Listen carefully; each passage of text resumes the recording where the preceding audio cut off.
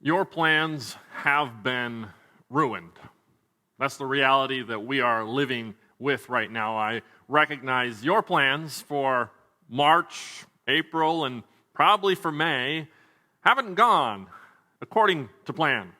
Things have gone in a different way than we expected, and so right now all of our plans are ruined. So what do we do? What do we do when life doesn't go as planned? You see, sometimes the plans that we have are not that big a deal, but sometimes they are. For you, maybe you didn't have a lot planned in March or April, or maybe you've had some big things planned, some big trips you've been looking forward to for a long time. Maybe it's a wedding. Maybe it's something significant in your life that you had planned, and now it's not happening. Things aren't going according to plan. What do we do when life doesn't go according to plan? Sometimes it's not just the small things like a dinner plan. Sometimes it's all of life itself. Life itself, you look back and you go, this whole thing is just not working out. It's been problem after problem after problem, and life is not going according to plan. We're going to look today at the life of somebody who was used mightily by God. And this person had a huge role, a huge responsibility, and he was used powerfully by God, all because his plans were ruined. All because his life didn't go as planned. But he had the impact he did, not because his plans were ruined, but because of how he responded when his plans were ruined. You see, our response has a huge impact upon our future, upon what happens when our plans get ruined. And so since life isn't going according to plan right now is a great time to talk about what we do when life doesn't go according to plan. Because even when this is over, your life will still not go according to plan. The person I'm talking about today is found in our Bibles, and his name is Joseph. If you want to read about him, you can read about him starting in Genesis chapter 37, and there's a whole rich account of the life of this man named Joseph. If I were to abbreviate it quickly for you to know a little bit of the ups and downs of his life, this was a young man who was a favorite in his father's house, and so he was kind of even pampered a little bit growing up. He had it good. He had these dreams that God gave him that his brothers and even his parents would bow down to him one day, and his brothers didn't really like that. So his brothers actually sold him as a slave into Egypt, and you say, wow, that's not a part of his plan. And in Egypt, he begins to rise in prominence in the house of his owner, his master Potiphar. But even here, Potiphar's wife notices him, attempts to seduce him, and when that doesn't work out, has him thrown in prison, accusing him of the opposite. Again, wow, that didn't go according to plan. So here's Joseph now in prison. And yet here, he rises again in prominence, in leadership. God works through him, and he has an opportunity to interact with a cupbearer and the baker to the king, which eventually, after 2 years, gains him audience to the Pharaoh of all of Egypt. Eventually, Joseph's story ends that he is in Egypt as the number 2 in all of the land, where he is able to care for and rescue his family in the midst of a famine and make sure they are cared for, and he is a part of God's deliverance for them. But I don't believe that Joseph would have ended up in that position of prominence if he had not responded how he did. There are the ups and the downs, and how we respond to the downs, to the problems, to the unplanned things of life has a huge impact upon the ups, upon what happens in life. You see, there's 2 guarantees, 2 things I know, is that your plans will be ruined, and you will respond. The question is, how? How will you respond when your plans are ruined? Because they will be ruined. You will respond somehow. The question is, how? How will you respond when life doesn't go as planned? Because your response has a huge impact on your future. And I want you to understand, and I want you to know how to respond from the life of Joseph, so that in 5 years, 10 years, 50 years from now, you don't look back and go, man, I blew it.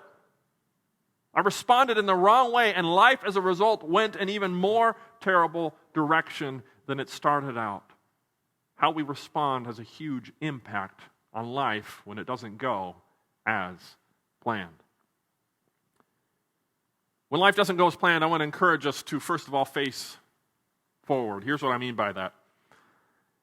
We normally do not spend a lot of life walking backwards.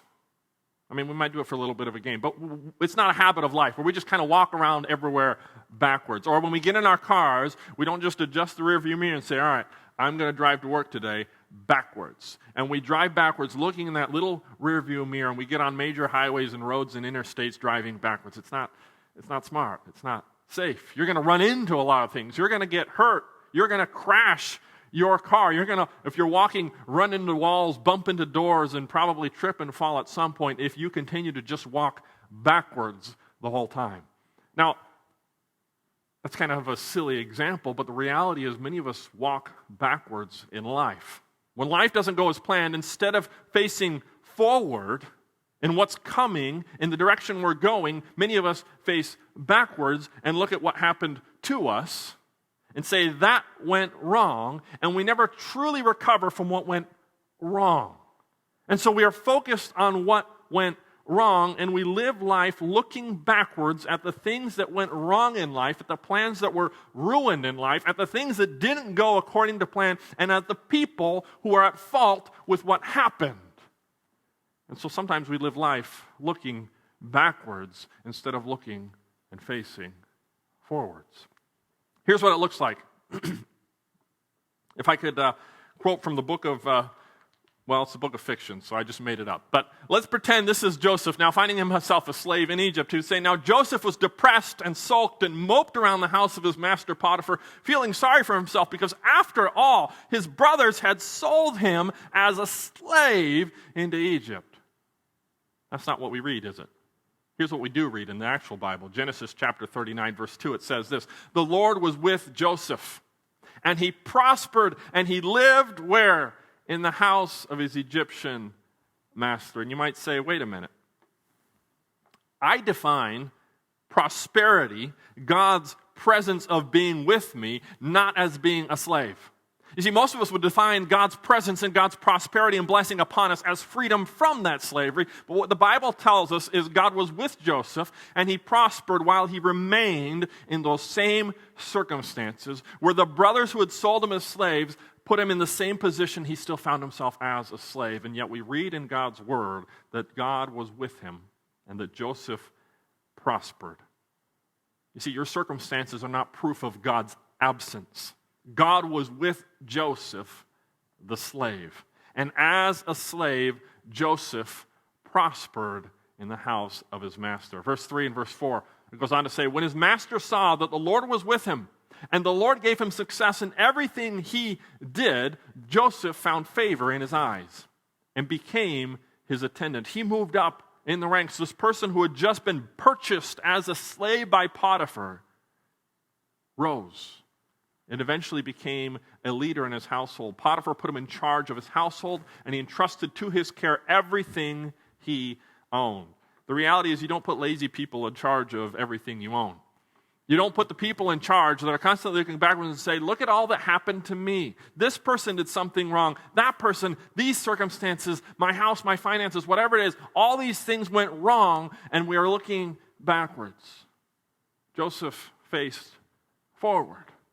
As a slave, yes, all the things that had happened, yes, his brothers still sold him as a slave. He's still a slave, but facing forward, he now lived where he was and did what was right and did what he could with the future that he now had, even though his plans had been changed.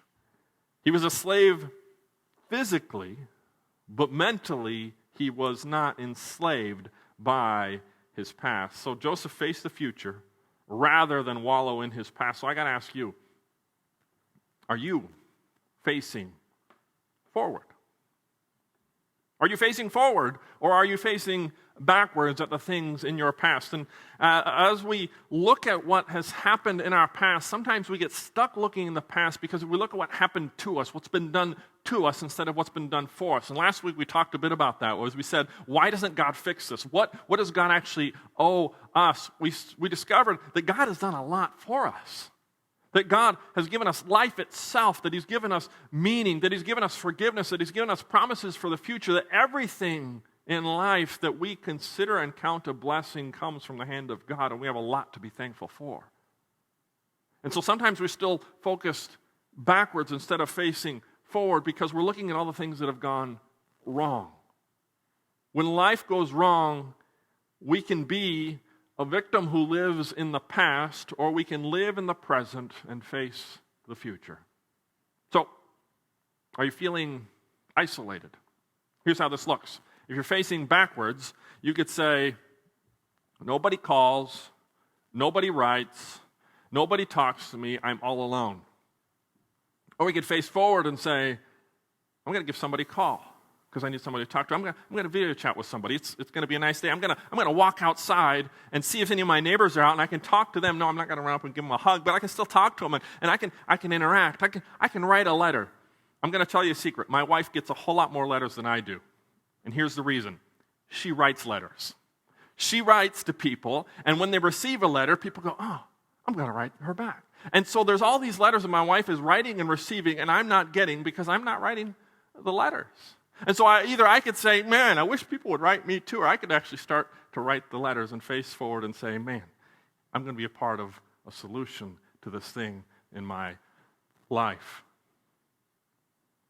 Have you maybe lost your job or been furloughed? We could look at the past and we could say, man, I lost it for this reason, that reason, and they messed up, and here's the problem there. Or we could face forward and say, well, now what can we do? What jobs are available? What does the future look like? We can live life facing backwards or facing forwards. You see, there's going to be people that hurt us. And sometimes we respond by facing backwards and saying, they did this and they did that and they did that. And as soon as somebody brings up a certain situation, we say, well, you don't have it as bad as me. Or you want to hear about so-and-so. And we face backwards, looking at the problems, looking at the injustices of life instead of facing forward. If you know the story of Joseph, yes, the man was sold by his brothers as a slave. Towards the end of his life, he is reunited with his brothers and he forgives them. The Bible calls us to forgive as God forgave us. You and I, if we call ourselves Christians, have been forgiven of all of our wrongs, all of our sins, all of our injustices against God. And we are called upon to forgive others in the same way that He forgave us. So my question for you today, are you facing forward? What do you need to forgive that's hurt you in the past to allow you to be liberated from being backwards focused to facing forward? See, we can either stay bitter or we can get better, but we can't get better while we stay bitter. These are opposite directions. We can only really go one at a time well. Let's not be stuck in the past. Yes, things will go wrong. Yes, plans will get ruined. Yes, people will mistreat you. And yes, things outside of your control will go wrong that ruin your plans. But no, it's not the end. There is still a future. So I want to encourage us, when life doesn't go as planned, face forward. Face forward, because that is one incredibly huge way that your future is impacted. It's pretty common when life goes wrong, when things don't go according to plan, that people have advice, right? And so if things don't go right, if things go wrong, somebody wants to tell you how to do it right.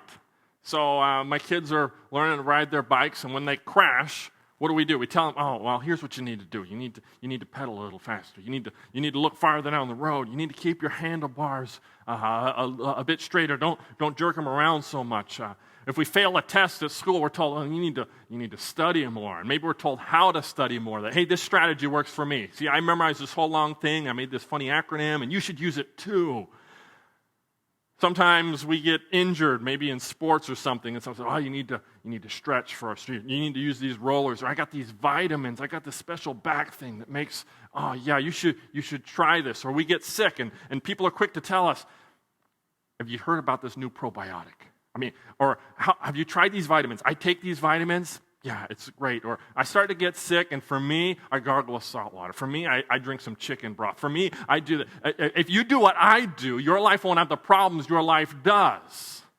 And everybody is quick to come with advice when your life goes wrong. If your baby's not sleeping through the night, they say, well, you need to swaddle them. You need to cuddle them. You need to rock them. Maybe they need to sleep on their back, on their side, on their stomach, on their head. I don't know, but everybody is there with their advice. When your life goes wrong, people have advice for how your life can go right.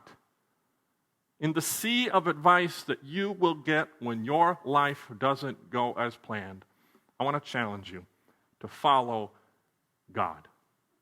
There's a lot of advice out there. There's a lot of people who will tell you how you should live your life, how you should improve the problems from the past so the future is better. And I want to encourage you, and all the advice and all the perspectives and all the ideas that people have, to look to God and to follow Him.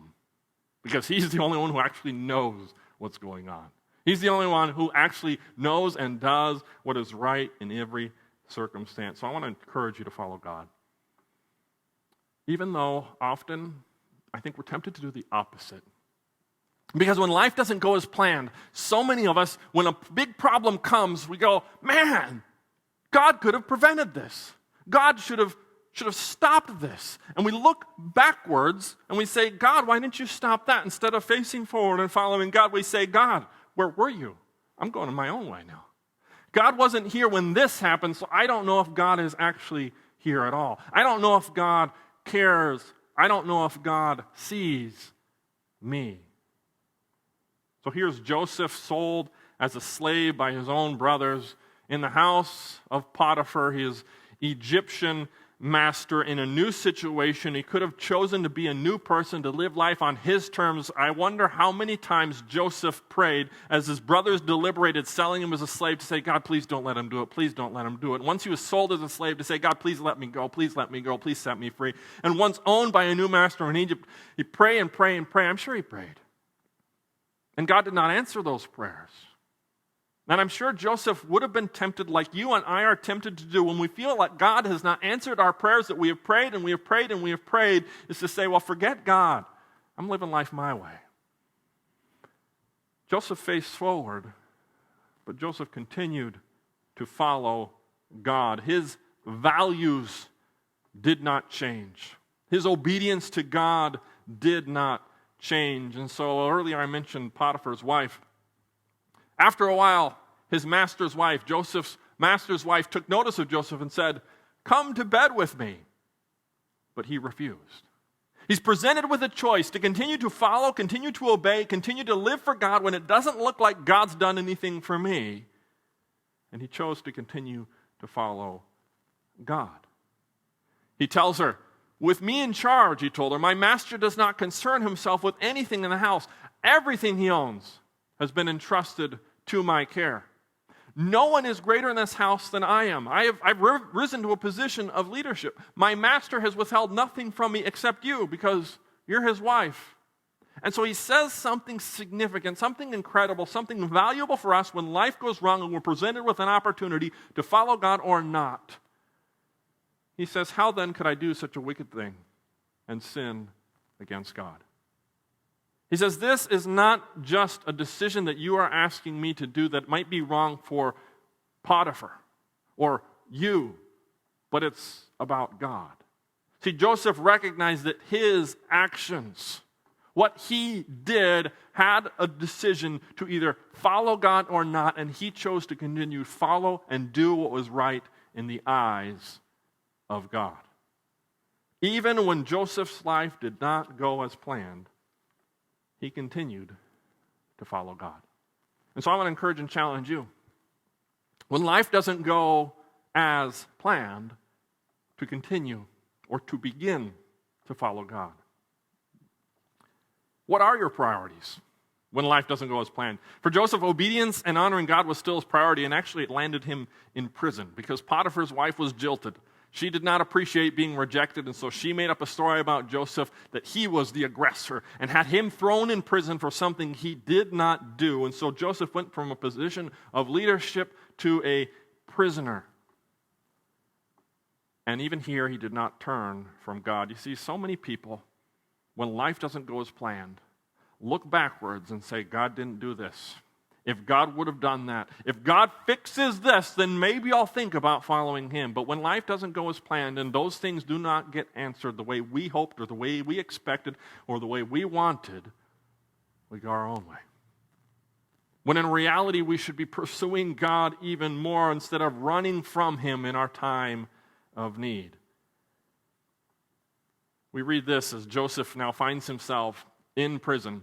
It says, while Joseph was there in the prison, the Lord was with him. God was still there in the place where Joseph, I'm sure, said, I am innocent. I don't deserve to be here. And he could have looked backwards and said, that woman had me thrown in jail because those brothers had me sold as a slave. He instead looked forward, followed God, and we read that the Lord was with Joseph and gave him success in whatever he did as a prisoner. You see, he's still a prisoner. So God was with Joseph as a slave. God was with Joseph as a prisoner, but he never changed Joseph's circumstances. But God was still there working through them, working on and working in Joseph. When life doesn't go as planned, and as we face the future, will you choose to follow God or decide to do things on your own? Believing that God is not there, God does not see, God does not care, when in reality the exact opposite may be true. That God may still be working behind the scenes with you in the worst of circumstances that you find yourself in, like Joseph, the slave, and Joseph, the prisoner. I've heard this question a number of times, especially since having kids. What are you doing? A question, I think, has a variety of answers depending on what's going on. A few weeks ago, we started to make a patio, and so the kids came outside and said, what are you doing? Because I was digging up our yard, and all the grass was growing in a wheelbarrow and getting dumped in the backyard. And they go, well, what are you doing, Dad? Why are you digging up the yard? Why are you digging up all this grass? And we said, we're making a patio. And they said, what's a patio? You see, they didn't even know what we're doing until we started to get farther and farther along, got it smooth, put the bricks, and they go, oh, now I understand. A couple weeks ago, we brought some boards back to make a raised bed garden, and so we started to cut the boards and screw them together, and they said, what are you doing? What are you doing? We said, we're making a garden, these raised beds. They said, why are you doing that? And they didn't really understand until we put it all together and put the dirt in and started planting some seeds, and they go, oh. And now they understood what it was we were doing. A couple months ago, I had the car jacked up, a wheel off, and I was replacing one of the struts in the car, and the kids come out and go, oh, Dad, what are you doing? You broke the car. They said, well, we're replacing the strut, and we replaced it, put it all back together, and when it was all back down on all four tires again, I called a couple of kids, say, all right, does it look better now? Does it look okay? Yeah. But Dad, what were you doing? You see, there are many times in life that we would love to ask this question of God because the circumstances we look at, we go, God, you're ruining things. God, don't you see what's going on here? There's some problems that you need to address. What is happening?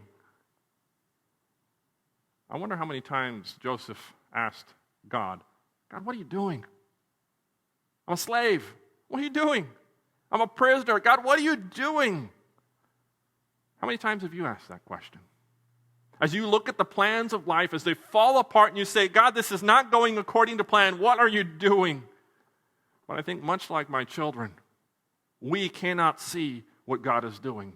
We cannot see until the plan, the story, the product is finished and done, and then we can see, oh, that's what you were doing. And for most of us, we're not going to see it until the very end or even in this life at all. But there is this process where we ask God and say, what are you doing? Because life is not going according to plan. But when life doesn't go according to plan, I want to remind you that God is still there. God still sees. God still cares. So face forward. Follow God and begin again. Wherever it is that you find yourself, begin again. And the circumstances that you are now in, when these lockdowns started to happen in the middle of March, we recognized, all right, this is canceled, that's canceled, this is closed. And we all had to go through this process to some extent where we say, well, what can we do? And you've done that probably at work. You've done that as a family. We've done that as a church as we say, all right, we can't do this, but what can we do based on where we now are? What is currently available? So something like this virtual missions conference that's been happening last week and will continue for the next couple weeks, we say, well, based on what's available, here's something we can do. You're listening to me right now because we as a church said, well, here's something we can do. We could have just closed down everything and said, all right, we're done. We're quit. It's over. We'll just wait until things open back up. But we recognized we're going to face the future. We're going to seek to follow God and do what is right in His eyes. And we're going to start, again, doing what we can in the circumstances that we are in. For Joseph, when life didn't go as planned, he began again. He faced forward, he followed God, and he began again where life fell apart. Joseph had a lot of opportunities to do that. For Joseph, first he had an opportunity to begin again as a slave in Potiphar's house, and then he began again as a prisoner, and then he began again, finally, as Pharaoh's right-hand man. 3 times we read about Joseph's life getting ruined by others, by his brothers, by Potiphar's wife, by the cupbearer to the king who forgot about him for 2 years. 3 times, Joseph could have chosen to do life differently, could have chosen, forget God, He's not getting me anywhere. He's not doing anything that I think is important. In fact, my plans are falling apart. I don't think it's worth following God. But 3 times, Joseph chose to face forward, to follow God, and begin again. And the reality is this, that Joseph never would have arrived in the palace without first being a slave and without first being a prisoner. It was not in spite of these problems, but through and because of these circumstances that Joseph ended up being who he was and was used by God in the way that he was. You see, the truth was, despite how Joseph felt, God was there. Joseph was not forgotten or ignored by God, and God has not forgotten or ignored you when your life doesn't go as planned. So today, as we conclude talking about when life doesn't go as planned, the point, first of all, that's pretty obvious is this: your life will not go as planned. So what will you do? I want to encourage you to respond like Joseph. Instead of facing backwards and saying, look at all that went wrong in my life, to face forward and saying, now, what do we do with the life we have? Instead of rejecting God and saying, God didn't show up there, so forget about Him here, continue to follow God. And wherever it is that you find yourself, for Joseph, it was as a slave, as a prisoner, and then in the palace itself, he began again. I want to encourage you, when life doesn't go according to plan, to face forward, to follow God, and to begin again wherever it is that you find yourself, because here's the truth, that God is in the business of creating victories from tragedies.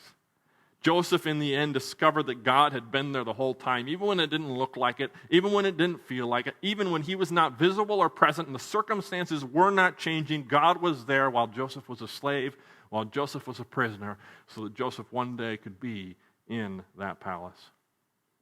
Many years later, with a lifetime to reflect, Joseph, as the number 2 in power in all of Egypt, with his family now rescued from the famine that was going on in that land, with his family all there with him, he says to his brothers, with the benefit of retrospect, he says this in Genesis chapter 50, verse 20. You intended to harm me. You did wrong. What you did back there, it hurt. It was bad. It ruined my plans for my future, and I thought that you were out to get me, because you were. You intended to harm me. But God was there. I didn't recognize it till now, but God was there. God intended, God used it, God transformed it for good to accomplish what is now being done, the saving of many lives. Joseph says God used what others meant to destroy me, not just for my benefit, but for the benefit of others. Your life will not go as planned. There will be tragedies, but we serve a God who is in the business of creating victories in the midst of those tragedies. So when life doesn't go according to plan, I want to encourage you to face forward, to continue to follow God, because He's there whether you see Him or not, whether He changes the circumstances or not. Follow God and begin again wherever it is you find yourself in this life. We don't know what God is doing. We don't know what God is up to in these circumstances where all of our plans are thrown off, but what we do know is that God is at work, that God is not hindered. And there may be a time where we can look back at this and at the other misfortunes of our life and say, I thought these were going to destroy me. I thought you had done something terrible to me that would harm me for all of life. But what I discovered now is that God was still at work. God was using the problems when life didn't go as planned, and He was bringing victory, not defeat. Face forward. Follow God. Begin again, because we never know what God is doing in the midst of these problems. Join me in prayer. God, Heavenly Father, thank You for the gift of life through Jesus. Thank You that we have firm future promises for all of eternity. And thank You that You care about us even when it doesn't look like it from the outside. God, if a story could be written of our lives, how many times when we felt You were absent would be written of us like it was of Joseph, and God was there with him. God was there with her, in spite of and in the midst of those circumstances. God, help us to hold firm to You, to cling and to run to You when life doesn't go as planned. God, I pray this in Your name. Amen. Thank You for joining us again today. We're glad that we can celebrate our Savior with you. As we conclude, I want to again remind you to connect with us on our website, esportbiblechurch.com. There are some links there to our missions conference that you can continue to be involved in. There should be some things already posted on our Facebook group as you can be introduced today to the Goulart and Menor families from Paraguay, and also more opportunities through this coming week. For text alerts for something like Sunday mornings, but also with the link for Zoom on Friday for our interaction with the missionaries, we text the message EB Church to the phone number 81010. And we also just want to remind you that online giving is available, and so you can take advantage of that as well. Again, we thank you for joining us today, and we wish that God will bless you no matter the circumstances that you are facing right now, and no matter what it looks like from the outside. We serve a powerful, living God. Thank you.